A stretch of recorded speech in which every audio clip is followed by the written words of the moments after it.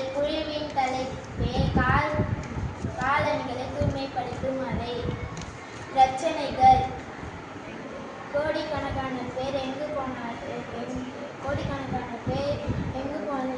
எங்கு சென்றாலும் செப்பல் அல்லது ஷூவை அணிந்து செல்வார்கள். வீட்டிற்கு வந்தவுடன் செப்பல் அல்லது ஷூவில் வாசனைகள் வருவது மற்றும் கிருமிகள் காணப்பட்டன. இதற்கு காலணிகள் தூய்மை அறை என்னும் பெயர் வைத்திருக்கிறோம். அந்த அறையில் பாதுகாப்பு அம்சம் கொண்டு. இதனால் தீவு 2. இந்த தூய்மைப்படுத்தும் அலமாரி அறையானது 3 பிரிவுகள். ஒவ்வொரு அறையிலும் மேற்பகுதியில் யூவி வடிகட்டுதல் மற்றும் சானிடைசர் கொண்டதாக இருக்கும்.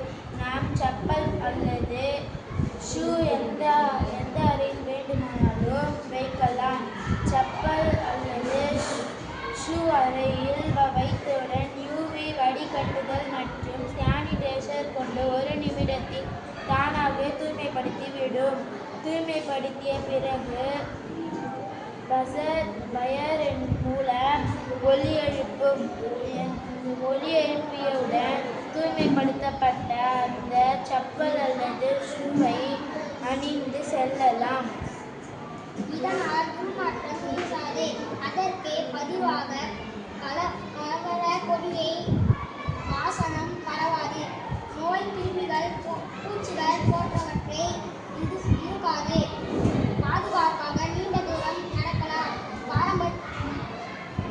பராமரிப்பு செலவு குறைவு. இதனால் நோய்கள் எதுவும் பரவாது. தேங்க்யூ.